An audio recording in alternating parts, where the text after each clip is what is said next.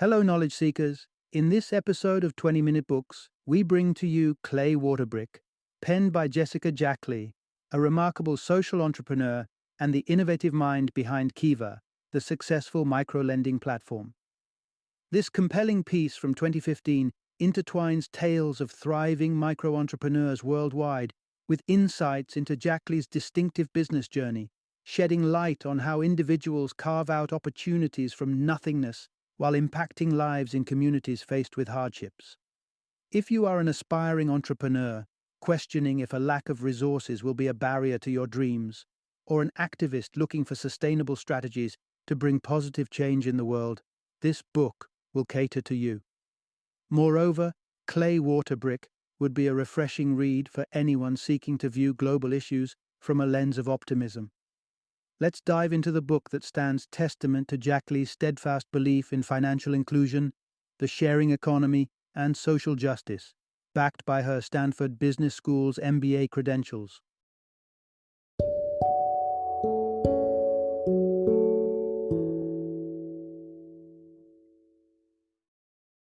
Clay Waterbrick, Finding Inspiration from Entrepreneurs Who Do the Most with the Least.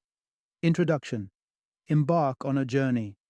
The entrepreneurial exit from the labyrinth of poverty. Consider this scenario. You're lounging in front of your TV when an advertisement from a charity organization pops up. There's a famous, tear-streaked face pleading with you to help alleviate the dire conditions in an underprivileged corner of the world. Now, you might feel a twinge of sadness. Perhaps you'll even reach out and make a small donation. But before long, life goes on, the celebrity retreats to their plush life, and the cycle of poverty remains unbroken. Is there a better solution out there? Let's delve into the wisdom of someone who's been on the front lines of poverty eradication in the developing world for a substantial length of time. This summary, rooted in first-hand experiences, offers a beacon of hope, a strategy to eradicate poverty once and for all. Instead of continually funneling money into traditional charities, the answer lies closer to home, local entrepreneurs harnessing the power of innovation and economic growth. As we dive deeper into this summary, we'll uncover the uplifting tale of a man who quite literally used the earth beneath his feet to lift himself out of impoverishment, a real-life crisis scenario where the author's platform navigated the treacherous waters of a massive embezzlement scandal, and how the innovative concept of micro-lending might just hold the key to unlocking the global poverty conundrum. Part 1. Emerging Entrepreneurs from Developing Nations, a beacon of hope amid staggering poverty. Picture an entrepreneur. You're probably thinking about a sleek office, sharp suits, luxury cars, and an abundant bank account. But that's just one facet of entrepreneurship. Some of the most resourceful, innovative, and inventive entrepreneurs are battling the stark realities of life in the world's poorest regions. In recent times, the entrepreneurial flair of individuals from developing countries has been a shining beacon of optimism. Contrary to popular belief, entrepreneurship is far from exacerbating the wealth gap. In fact, it's a potent weapon in the fight to bridge the economic chasm. Could entrepreneurship be the panacea for poverty, far more impactful than traditional approaches? Take a moment to ponder how most charities operate. A well-intentioned person parts with their hard-earned money, hoping to make a difference. Yet, the specifics remain obscure. How is the money used? Who does it benefit? How effective is the assistance provided? Those seeking a deeper engagement with a charity might volunteer. The author, for instance, volunteered in various institutions, from hospitals and sports clubs to soup kitchens and halfway houses for teen mothers. Yet there remained a nagging sense that the impact was transient, not lasting. Furthermore, watching the same faces return daily for aid, with little inclination to alter their circumstances, can be a demoralizing experience for volunteers. While charities undeniably play a crucial role in society, there are other ways to instigate change. Think about the old saying, "Give a man a fish and you feed him for a day, teach a man to fish and you feed him for a lifetime." This wisdom hit home for the author while working with California nonprofit village enterprise in East Africa, engaging with local small business owners, understanding their lives, and witnessing the transformation brought about by village enterprises' financial sponsorship. A single truth was apparent. People had the ideas, drive, and ambition to combat poverty. What they lacked was financial support. This realization sparked a revolutionary approach to alleviating the hardships of impoverished communities.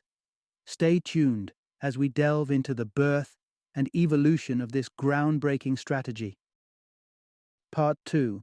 The Power of Microlending, a compelling weapon in the global battle against poverty. The grim reality is that billions of people across the globe languish in the clutches of poverty. It often seems like the situation is spiraling out of control every time we catch up on the news. Amid such adversity, how can we contribute to the cause? Donating to charities and raising awareness is a start, but it often feels like an enormous financial outlay is the only viable solution to lift the downtrodden out of their predicament. But is it? While eradicating poverty entirely in one fell swoop might seem like a daunting, if not impossible task, we could focus instead on alleviating poverty on a smaller scale, one individual, one family, or one community at a time. Not only is this approach more feasible, but it also requires significantly less financial backing. The secret weapon in this strategy? Microlending. Microlending, a lending system that came into existence a few decades ago, owes its birth to Dr. Muhammad Yunus and his Grameen Bank in Bangladesh. Dr. Yunus started the trend of offering small, low-interest loans to budding entrepreneurs, thereby enabling thousands of villagers to kickstart their business ventures. Today, Grameen Bank is a Nobel Peace Prize laureate and boasts a whopping 7.5 million borrowers. The microfinance model envisioned by Yunus has now been adopted by countless organizations worldwide striving to fight poverty. Among them is Kiva, a microlending platform developed by the author. Fueled by her personal experiences witnessing the harrowing reality of poverty in Africa, the author launched Kiva, revolutionizing the micro-lending landscape. Kiva acts as a bridge, connecting entrepreneurs from developing countries with lenders from more affluent regions. These entrepreneurs, whether they require funds for new machinery, livestock, or other business investments, receive financial aid from willing sponsors. The journey of these businesses, alongside their repayment schedule, is shared with the lenders. Since its inception in 2005, Kiva has facilitated the circulation of over $600 million in microloans to entrepreneurs globally. Part 3. Resourcefulness trumps resources, the indomitable spirit of an entrepreneur. At first blush, a tech startup founder in Silicon Valley and a village craftsman peddling building materials in East Africa appear poles apart. The gulf between the resources at their disposal is indeed significant. But beneath this stark disparity, there lies a shared attribute, a burning entrepreneurial spirit. No matter your starting point or circumstances, it's not the resources you possess, but your resourcefulness that truly sets you apart as an entrepreneur. Let's take the example of Patrick from Uganda, a man who started with absolutely nothing. After a rebel invasion claimed his family, Patrick and his surviving brother sought refuge with distant kin. Patrick's life was one of hardship. An orphan without education or wealth. All he had were his hands and the ground he stood on. Yet, it's these very assets he used to eke out a living. He dug for clay, fashioned it into bricks, and sold these to builders, thereby earning his bread. Patrick's early endeavors yielded crude, imperfect bricks. But as time passed, his skills improved and small profits began trickling in. He smartly invested his earnings into new tools. Years of relentless hard work later, Patrick's once small operation had transformed into a burgeoning business. Not only did he supply much-needed building materials to his community, but he also provided employment for himself, his brother, and several others. Patrick's inspirational tale is a testament to the fact that there's no better time to embark on a journey than the present. Similarly, when the author decided to create Kiva, her only real asset was her hands-on experience. Lacking influential contacts and reputation, and fresh from a rejection from Stanford Business School, she had a mountain to climb. Despite lacking an MBA and having limited disposable income, the author was resolute in bringing her vision to life. She found an ally in her husband, and together they began work on their ambitious project. A year later, with a smattering of loans and a basic website, Kiva was born. The author could have waited for a more opportune moment to launch her business, but she's relieved she didn't. In retrospect, she realizes that waiting for the right time might have derailed her entrepreneurial journey altogether. Part 4. Unwavering Mission. The beacon guiding your entrepreneurial voyage. Embarking on an entrepreneurial journey can be likened to setting sail on the high seas. You may have charted your course meticulously, but the mighty currents of uncertainty are bound to tug you into unplanned territories. To navigate these waters and return to your path, a clear vision of your destination is indispensable. In the nascent phase of Kiva, the author crossed paths with two entrepreneurial figures harboring a similar vision. They brought to the table an impressive network and unbridled ambition, and suggested a collaboration. Although their aspirations and principles slightly diverged from those of the author, she agreed to this alliance. But the partnership soon hit turbulent waters. The Kiva founders felt sidelined, and it appeared that their partners were intent on venturing into new markets. The original mission of Kiva, fostering connections between entrepreneurs and sponsors, facilitating impactful changes in communities, began to blur. Recognizing this, Kiva severed ties with these partners and reset its course, a move that would yield tremendous results. The two entrepreneurs persisted in their path, eventually launching a rival platform. However, their offering paled in comparison to Kiva. The episode underscored the pivotal role of a well-defined mission in guiding entrepreneurial endeavors and informing critical decisions. Part 5. Transparency. The cornerstone of enduring loyalty and trust, showcasing our triumphs for the world to see, be it the perfect graduation snapshot on Instagram or impressive quarterly results shared with investors, is a temptation few of us can resist. After all, we all like to be perceived as successful. But does this tell the whole story? The flip sides of our journey, the less glamorous parts, often go untold. Why is this so? Nobody wishes to be viewed as a failure, especially not in front of supporters or followers. However, the truth is that a glossy facade of success doesn't earn people's trust. Authenticity and transparency do. These are the traits that nurture loyalty and commitment among customers. At Kiva, fostering direct connections between lenders and entrepreneurs is foundational. Sponsors are kept in the loop about the progress of the businesses they back. It's this transparent approach that differentiates Kiva from the faceless methods employed by traditional charities, encouraging users to continually support Kiva and spread the word about the platform.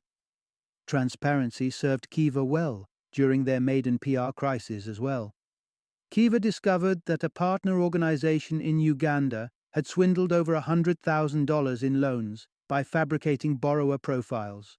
Faced with the disappearance of the funds, Kiva was at a crossroads. The management decided to face the crisis head-on, with unflinching honesty. They issued an apology to the lenders, admitting that they had been overly trusting. Much to Kiva's relief, the lenders responded with empathy, expressing their appreciation for Kiva's forthrightness and assuring continued support. In a situation that could have potentially toppled Kiva, the organization held on to the truth. This commitment to transparency not only helped them weather the storm, but also solidified their standing. Part 6. Collaboration. The wind beneath your entrepreneurial wings. Launching a business is akin to braving a strenuous uphill climb. Why take it on single-handedly when joining forces can lighten the load? Two minds, after all, are superior to one. Enlisting the support of a dedicated team can help you navigate even the most challenging impediments. Embrace collaboration without hesitation. An example of the transformative power of teamwork is demonstrated in the story of Clay, a candy store owner in Honolulu. In spite of treating every customer as part of his ohana, the Hawaiian term for family, and boasting a strong customer base, Clay grappled with financial instability. That's when Clay's nephew Bronson, a business student brimming with enthusiasm, proposed a partnership. Together they set out to revitalize the store. With the aid of the crowdfunding platform ProFunder, they managed to raise over $50,000, enticing sponsors with exclusive tasting events and customized treats. The campaign was a hit, leading to a spruced-up store and a robust marketing strategy. Today, Uncle Clay's House of Pure Aloha is a success story, both in terms of reputation and finance. The author herself attests to the magic of teamwork, though she had to warm up to it initially. After Kiva's spectacular initial success, the author realized the need for a dynamic team to keep pace with the growing demand. Together with her husband, she roped in a group of trusted friends to form Kiva's core team. This team was much like a family, with many even quitting their jobs to devote themselves to Kiva full-time. Initially, the author found it challenging to share her baby, Kiva, with others. She was hesitant about the flurry of novel ideas and suggestions pouring in from the team. But before long, she recognized that it was the team that was breathing life into her project. Each member contributed their unique talents to Kiva: programming skills, branding acumen, or vital business contacts. Gradually, she began delegating responsibilities, letting her team members excel in their respective domains. This marked a turning point for Kiva, sparking its growth trajectory and leading to an ever-expanding team. Part 7.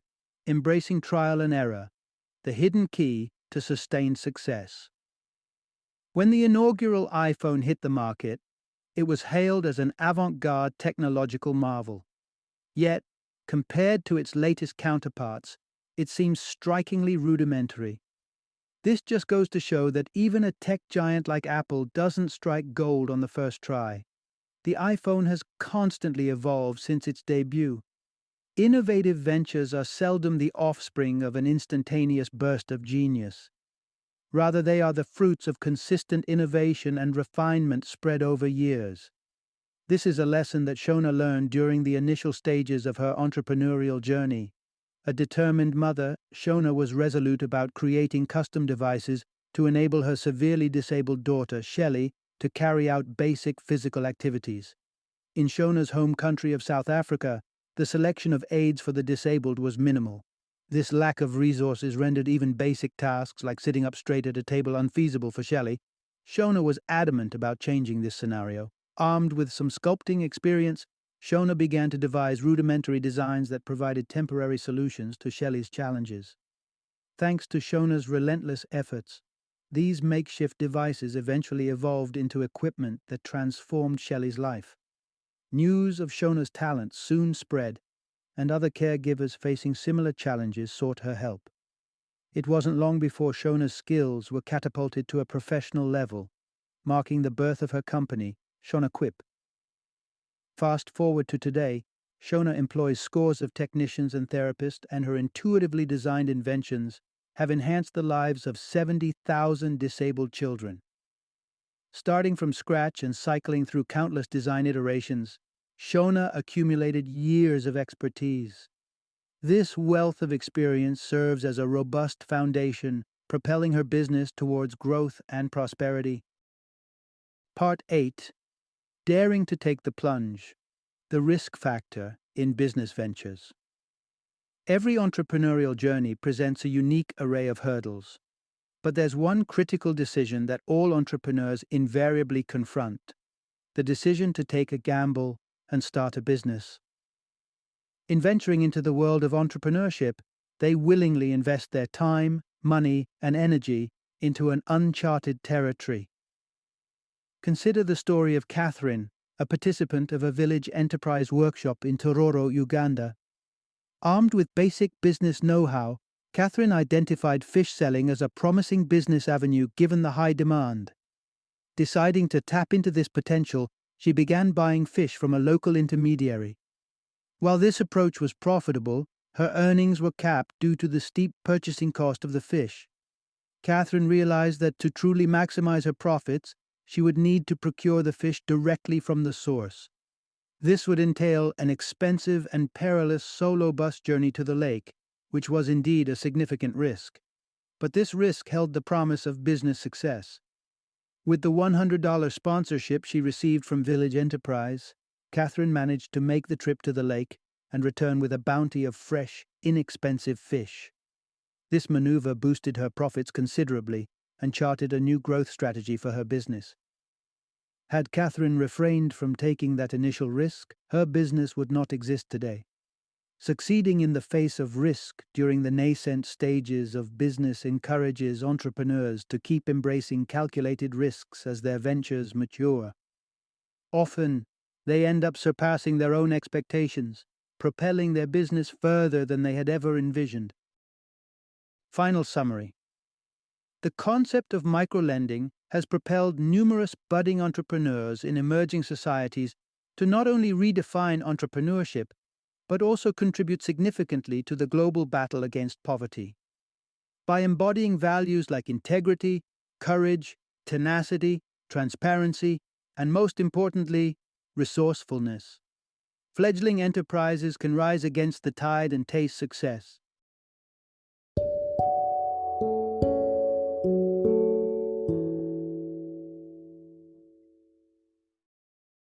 Thank you for joining me today on this journey of learning and discovery as we explored the insights of another thought-provoking book in our growing library of knowledge. If you've enjoyed our time together, please take a moment to follow our podcast, give us a 5-star rating, and share 20-minute books with other knowledge seekers. Your support truly means a lot. Don't forget to join me again in the next episode, where we will delve into another enriching book. Until then, happy reading and happy listening.